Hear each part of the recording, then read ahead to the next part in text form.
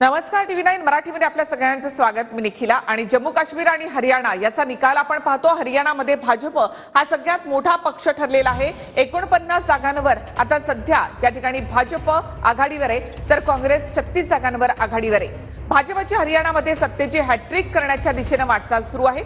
दरम्यान काश्मीरमध्ये ओमर अब्दुल्ला सीएम होणार असल्याची माहिती आहे। तसंच एनसीए आणि काँग्रेस आघाडी 48 जागांवर सध्या आघाडीवर आहे। जम्मू काश्मीरमध्ये नॅशनल कॉन्फरन्स आणि काँग्रेस सत्ता स्थापन करण्याच्या दिशेने त्यांची वाटचाल। हरियाणात भाजपची हॅट्रिक तर जम्मू काश्मीरमध्ये धक्का। हरियाणामध्ये भाजपची हॅट्रिक, सरकार स्थापन करणार। हरियाणामध्ये मुख्यमंत्री बदलाचा फॉर्म्युला हिट ठरला। सरकार विरोधी वातावरण असताना देखील हरियाणामध्ये तिसऱ्यांदा भाजपत सत्तेत। कलम 370 हटवल्यानंतर जम्मू काश्मीरमध्ये नॅशनल कॉन्फरन्स आणि काँग्रेसला जनतेची पसंती। जम्मू काश्मीरमध्ये नॅशनल कॉन्फरन्सला सर्वात जास्त जागा। याआधी विधानसभेत भाजपसोबत जाणाऱ्या पीडीपीला जनतेनं नाकारलं। आपल्या महाराष्ट्रातले महाविकास आघाडीचे लोक काल रात्रीपासून स्क्रिप्ट लिहून बसले होते। आम्ही जिंकणार, मग काय बोलणार। सकाळी 9 वाजताचा भोंगा रात्रीच तयारी करून बसला होता। आता काय काय बोलून काय काय नको असं त्याला वाटत होतं। मला त्यांना विचारायचं, आता कसं वाटतंय? जनतेशी बेईमानी करून निवडून आलेले हे लोक आता जनता यांना त्यांची जागा दाखवल्याशिवाय राहणार नाही।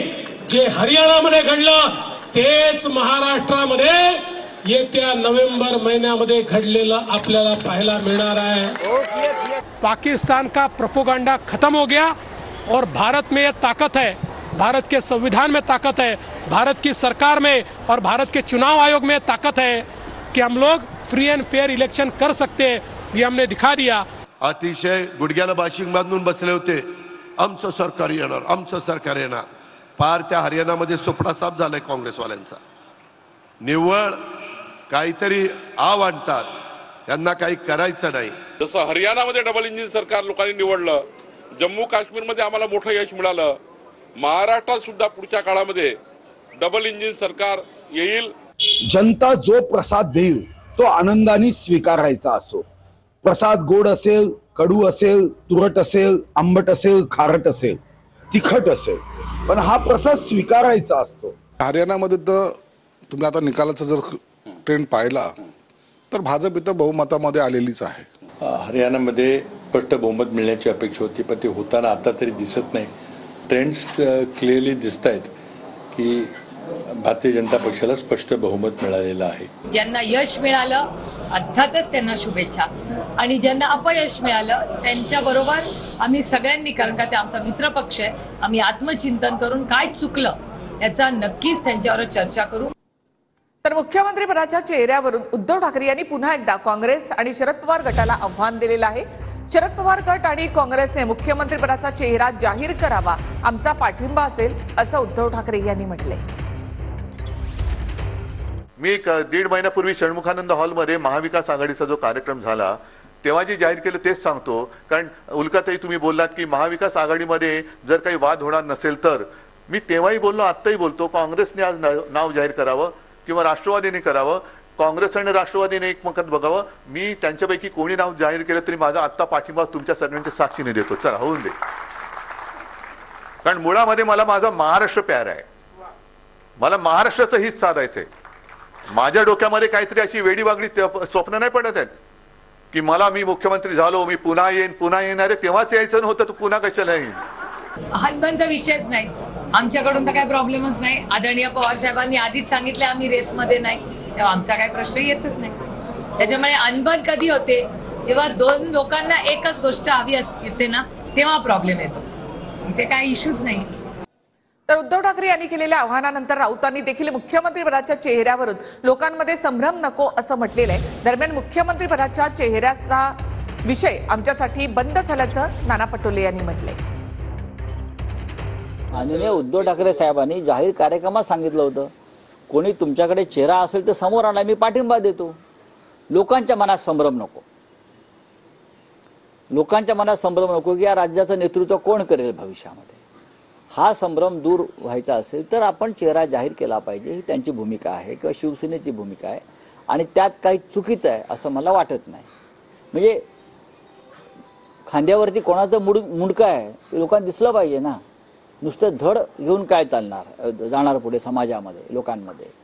विधानसभेच्या निवडणुका महाराष्ट्रात होऊ घातलेल्या आहेत. संजय राऊत म्हणतात आहेत की महाविकास आघाडीने एक मुख्यमंत्री पदाचा चेहरा घेऊन पुढे समोर जाणं महत्वाचं ठरणार आहे. हा विषय बंद झालेला आहे. तुम्हाला महाविकास आघाडीतला हा जो वाद मुद्दाम निर्माण करायचा आणि भांडण लावायचा विषय काय महायुतीमध्ये बघा ना काय चाललं. No comments, no comments.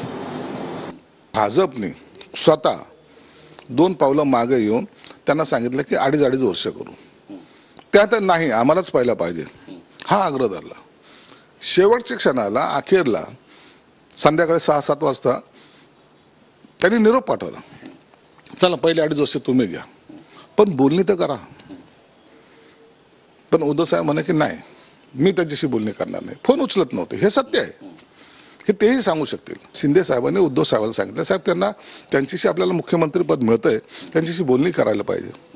मी नाही जाणार, तुला जायचं तर जा. या भाषेत बोलल्यानंतर शिंदे साहेब सुद्धा बॅकफुटवर आले. तर एकनाथ शिंदेजींना याचं उत्तर देतील. मी त्याचं उत्तर देणं मला बंधनकारक नाही. एकनाथ शिंदे स्पष्टीकरण देतील. हे कशाला सांगतात? देवेंद्र फडणवीसांनी सांगावं ना, अमित शहानी सांगावं ना. हे कोण सांगणार आहे? हे कोण आहेत? त्यांचे दलाल आहेत का त्यांचे चमचे आहेत? संजय शिरसाट यांनी असं पण म्हटलंय की उद्धव ठाकरे यांनी ऐकलं नाही त्याच्यामुळेच आम्हाला उठाव करावा लागला. उठावाला सुद्धा ते एक कारण होतं. मला वाटतं संजय शिरसाट किती वाजता बोलले? तर 2 ठग माझ्या शिवरायांचा महाराष्ट्र लुटत आहेत असं उद्धव ठाकरे यांनी म्हटलंय. उद्धव ठाकरे यांनी नाव न घेता मोदी आणि अमित शहा यांच्यावर टीका केली आहे.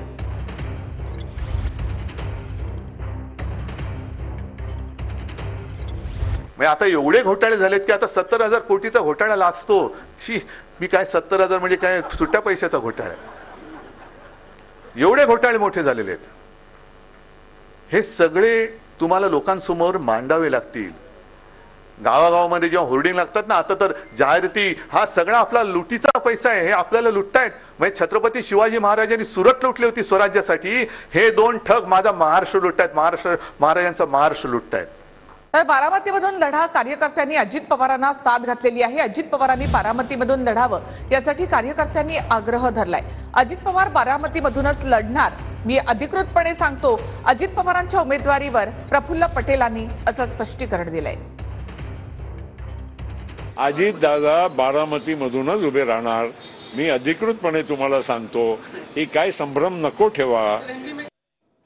लाडकी बहीण योजनेवर सवाल उपस्थित करणाऱ्यांना अजित पवारांनी अगदी ठणकावलेलं आहे. पगार होणार नसल्याचं विरोधकांचे बगलबच्चे बोलतायत अशी टीका अजित पवारांनी संजय राऊत यांच्यावर केली आहे. लाडक्या बहीण योजनेचा हप्ता 2रा किंवा 3राच मिळेल, 4था देण्याची ताकद या सरकारमध्ये अजिबात नाही. तिजोरीत पैसे नाहीत. सरकारी कर्मचारी, शिक्षक, पोलीस यांचे सुद्धा पगार होणार नाही आहेत. ओव्हरड्राफ्टवरती सरकार चाललेलं आहे, म्हणजे कर्जावर. इतके दिवस विरोधकांनी सांगितलं ही योजना अशी आहे, ही योजना तशी आहे. आता ते सांगतायत काही त्यांचे बगलबच्चे, अरे आता पगारच होणार नाही. अरे आता यांच्याकडे पैसेच शिल्लक राहणार. हे शाण्या सांगणाऱ्या, तू अर्थमंत्री आहे का मी अर्थमंत्री आहे? तिजोरी तुझ्या हातात आहे का माझ्या हातात आहे? त्या लोकांना खोटं बोलतो. आता निवडणुकीच्या तोंडावर लाडकी बहीण योजना आणली आणि मी आधीपासून म्हणत होती की आधी खालून देत होते, आता वरून देत आहेत. ही एक प्रकारची एक प्रकारची ब्राईब झाली. आपल्या सोलापूरचीच आमची एक बहीण काय म्हणाली की तुम्ही बहिणींना जे 1500 रुपये देता ही लाच आहे. तुम्ही बहिणींना लाच देऊन विकत घेताय. सोन्याचा चमचा तोंडात घेऊन आलेल्या माझ्या सोलापूरच्या बहिणीला या बहिणींचं दुःख हे कधीच कळू शकत नाही. शरद पवार गटामध्ये आणखी एका मोठ्या नेत्याचा पक्षप्रवेश होण्याची शक्यता आहे. सुप्रिया सुळे यांच्या गाडीमधील चेहरा लपवणारा तो नेता कोण असा प्रश्न आता उपस्थित केला जातोय. मोदी बागेमधून बाहेर येताना एका व्यक्तीनं माध्यमांपासून आपला चेहरा लपवला होता आणि त्यामुळे आणखी एक बडा नेता शरद पवारांच्या गळाला लागल्याची चर्चा आहे.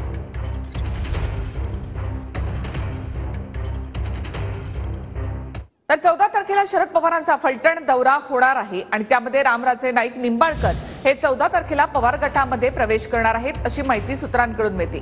15 तारखेला शरद पवारांचा दौंड दौरा होतोय. रमेश थोरात त्यावेळेला 15 तारखेला पवार गटामध्ये प्रवेश करणार अशी माहिती सूत्रांकडून मिळते.